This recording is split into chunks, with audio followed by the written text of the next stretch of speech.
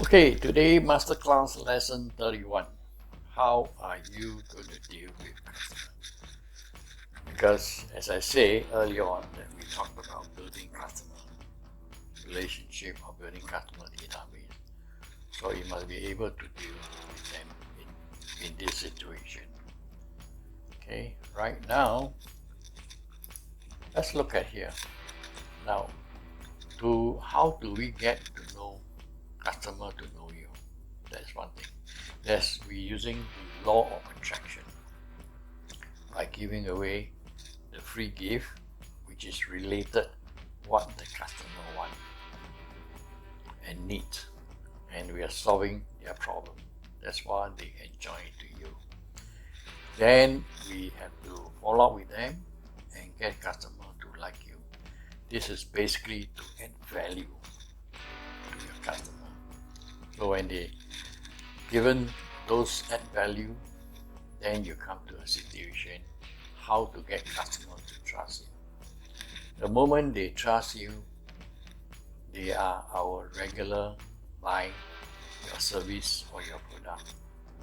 That's how we have to build a customer relationship. Of course, we have all the software that integrate all this link and from landing page, from download page, sales page, and all the upsell, downsell.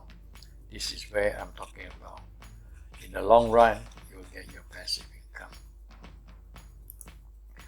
Okay, all these are through the understanding of customer behavior and communication. We are all our customer, we are human beings.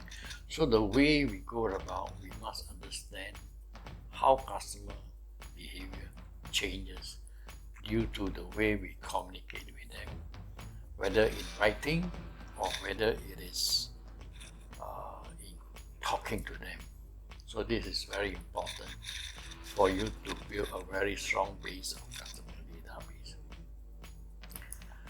So today's lesson I'll be sharing with you is about customer behavior changes, and I will be showing some video clips that how the customer behave, how the customer get into irate condition, indefinite and comfortable position, and all this sort of thing. I'll be showing you a training video that you can see from here.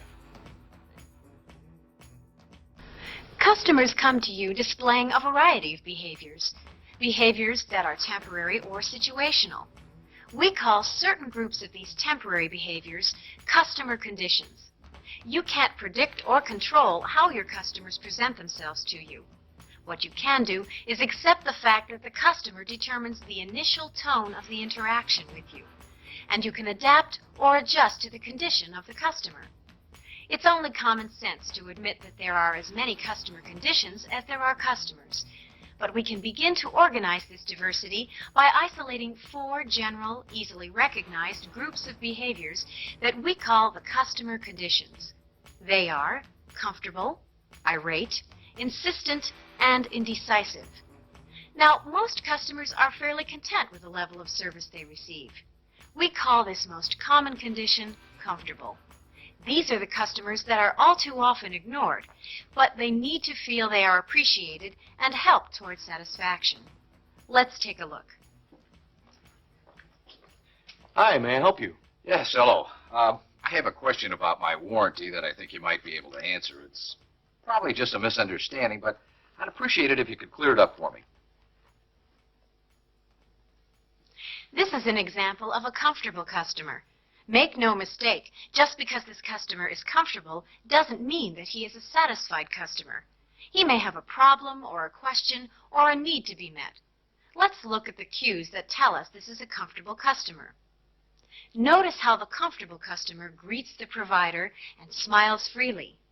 There, he's open, informative, converses freely with the service provider, and thanks the provider for the service received. Over the phone, the comfortable customer can be detected by the tone of voice. Let's listen. So she handles that part of it, not you? Oh, okay. I thought I could get both of these taken care of here. I see. Okay. Well, I'll go up there and get it done right now. Thanks. This customer was calm and not hurried and listened to the provider. The tone of the voice was relaxed and the provider's statements were accepted. Even in this small fragment of an interaction, this customer was informative and conversed freely and openly. Most of the customers you deal with are probably in the comfortable condition. They are fairly content with your product or service, and they aren't experiencing any problems in the interaction. But that doesn't mean that their needs and expectations are being met, or that they're satisfied customers. Comfortable customers need appreciation and exceptional service before they can safely be said to experience and express satisfaction. A condition that is definitely not comfortable. Hi, may I help you? Look, I've had enough of your runaround. I've already talked to 2 other idiots who ducked responsibility for this, and I'm not letting you off the hook. Look familiar? This is an example of irate behavior. Now, customers in this condition can be very irate or just a little displeased, but they all require the same approach from the service provider. They also share some of the same behaviors. Let's look at the example again. First of all, notice that with this customer, there is no greeting, no smile, and he is not relaxed like the comfortable customer was. Customers displaying irate behavior confront, argue, and intimidate. They may even use insulting language. Customers in this condition need you to validate their anger, or at least let them know they have a right to be angry. It's pretty easy to see by just these few cues that this customer is very upset. But if this were a phone interaction, we could still pick up some cues that identify irate customers. Let's listen to another example. Hello, how may I help you? Help me? That's a laugh. If your incompetent company were the least bit concerned with helping your customers, I wouldn't be calling you up again.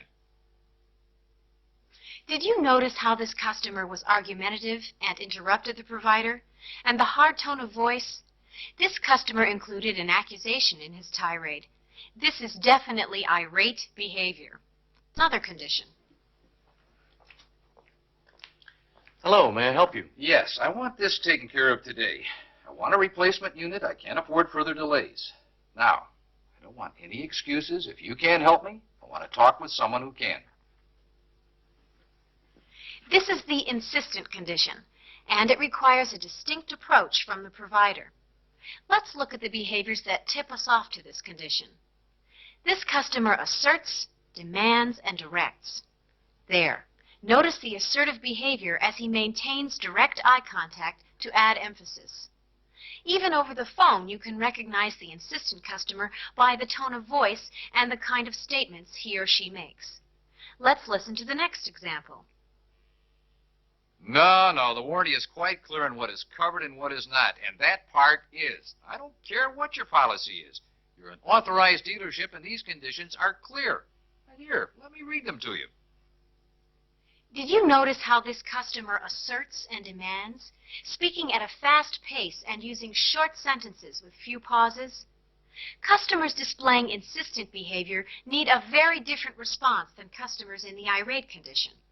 Where the irate behavior needs validation, the customer in the insistent condition needs action now. Example of another customer condition. Hi, may I help you? Well, I hope so. I mean, I'm not sure where to begin. The other person I talked to seemed to think that you might be able to take care of this, maybe. We call this kind of behavior indecisive. These customers may not know exactly what they need and may be hesitant or unsure about what to expect. Let's look at the behaviors that cue us to this condition. First, notice how the customer fidgets and hesitates. It's almost as if he wants to avoid the interaction altogether. Customers in this condition may want to avoid conflict, but that doesn't mean they are satisfied or that their needs and expectations are being met.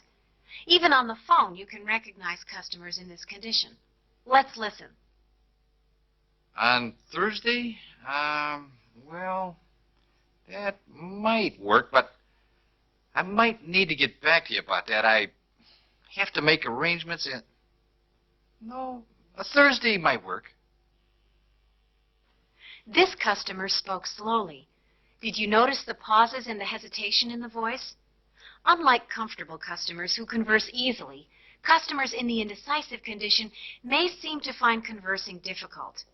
Customers in this condition can be very challenging. Since they tend to avoid conflict, it can be difficult to get them to tell you about their concerns. These customers need help clarifying their concerns. Maybe they're unsure about where to go to get their needs met, or maybe they just need more information or reassurance that they are doing the right thing. All too often, we miss the opportunity to meet the needs of these customers because they seem easy to deal with. If we don't offer clarification or reassurance, they can go away with unmet needs or become irate or demanding. Are temporary. It is not the customer who is irate or insistent or indecisive or comfortable. We are describing, and this is very important, we are describing the customer's temporary behavior as irate, insistent, indecisive, or comfortable. Customers can change their behavior from one interaction to the next, and customers can change conditions within a single interaction. Any number of things can cause customers to change conditions. Their own self-talk may be responsible, or, for example, if you fail to offer a comfortable customer appreciation, that customer may change conditions and move into irate, insistent, or indecisive. Let's look at an example. Here's a customer moving from irate to insistent. Hey, look, that is just so much rubbish. I don't know how you think you can get away with treating customers like that. I am not trying to take advantage of you. I am merely bringing to your attention a serious deficiency in your performance. Look, here's what we're going to do. You check with your superior on this and see if you can't find some flexibility. I will wait 2 days for an answer, and then I'm going to write a letter to the president of this company detailing my experience. Whether it's satisfactory or not is up to you. Even within the course of a fairly short interaction, a customer can change conditions, and providing signature service means that you need to adjust and readjust to your customers. More challenging, we need to notice that sometimes what customers say doesn't reveal what condition they are in.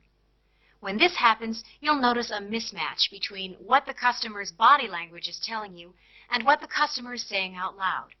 Let's look at an example. So I can sign here today and you'll send an installer to my home, right? Great. Next Wednesday. Well, no, I guess that would be fine. Oh, no, either morning or afternoon would be fine. Well, whatever works for you.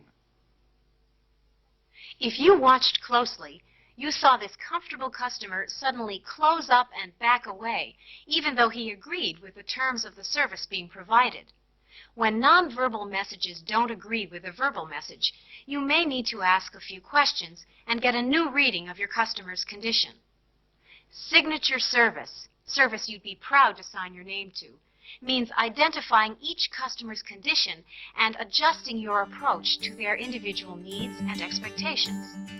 Customers whose behavior is irate, insistent, or indecisive need to be brought to the comfortable condition before you can expect them to express satisfaction. We'll talk more about how to do this later. For now, it's enough to say that identifying the different customer conditions will help you to adapt your approach and meet the individual needs and expectations of your customers. We come to the end of Masterclass Lesson 31. So here we try to, after understanding and our customer behavior, what we are looking for, how can we apply to our business.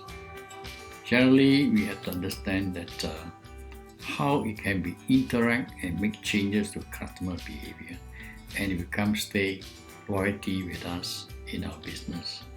That will come up in the next lesson. So I hope you have fun and enjoy learning. And don't forget, thumbs up, subscribe to my channel, and click the bell ring for the next notification. Important lesson that you can change your customer behavior. In the long run, it's basically the customer database is one of the most important, that you can keep it for a lifetime. It's an asset, and you will be able to generate your passive income. Thank you very much.